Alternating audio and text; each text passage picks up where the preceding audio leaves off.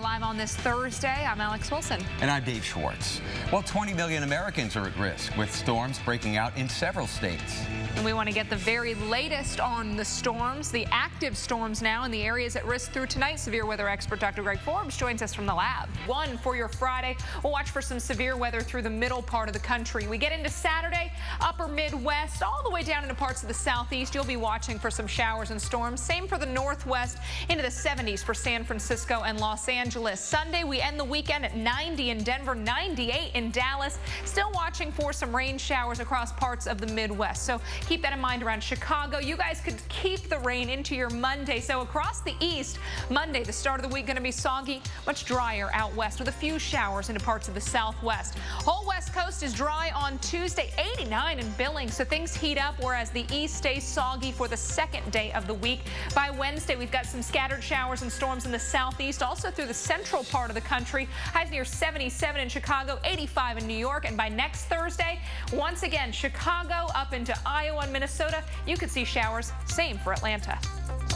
Hoping the weather holds off as the Weather Channel hits the road for its Amazing Out There summer tour. Our Jen Carfagno and Keith Carson, they're in northern Michigan where things have been off to a comfortable start.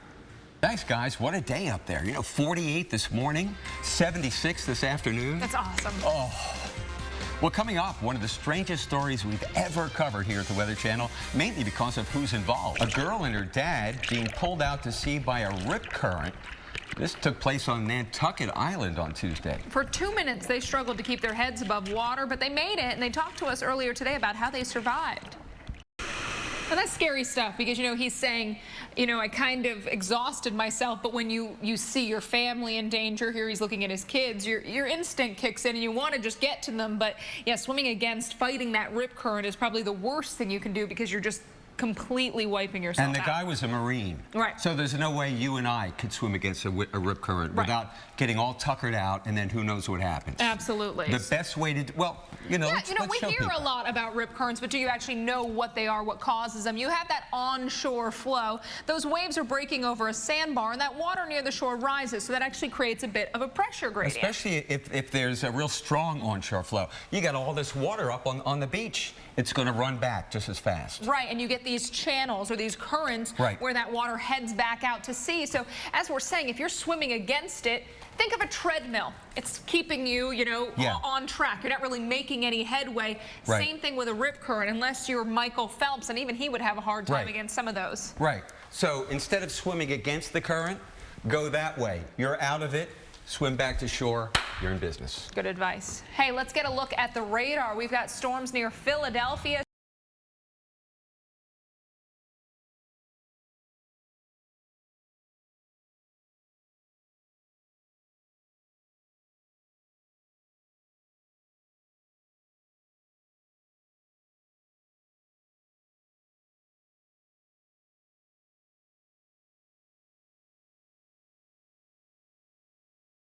Time-lapse video here taken from the Las Vegas Strip. You can see the Bellagio, the Rio, and rain there led to flash flooding across the city earlier this week. That rain is desperately needed in spots, just not all at once, right, Dave?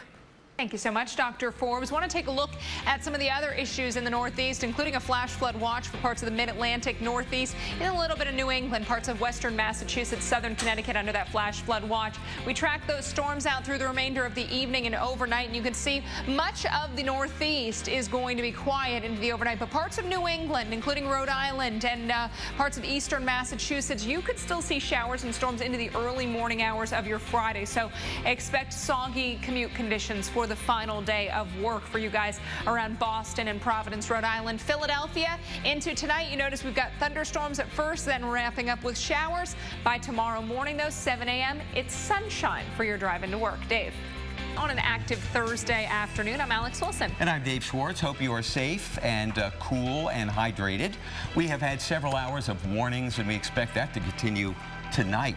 And you can count on the Weather Channel to stay live on the air until the threat dies down. I want to show you the current watches in play right now. Dr. Forbes, still flash flood warnings, or watches, I should say, also in play for parts of the Mid-Atlantic, including D.C. and Baltimore, northeast Pennsylvania, upstate New York, getting into western Massachusetts, and a good part of the state of Connecticut. Connecticut. So we are going to be watching for the potential for flooding with these storms as well. Here's the timing through the rest of the evening. Notice as we get towards the midnight hour, many places across the mid-Atlantic and Northeast will be drying out. But into the overnight and early morning hours of your Friday, New England still will be seeing the showers and storms. So Boston, your Friday morning drive could still feature rain and wet roadways. Philadelphia, though, things look good by the morning commute tomorrow. Dave.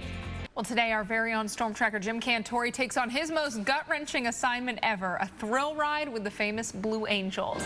He is brave. You know he was pumped for that. Oh, he had to be super, super excited. I'd have to be sedated for that. Yes.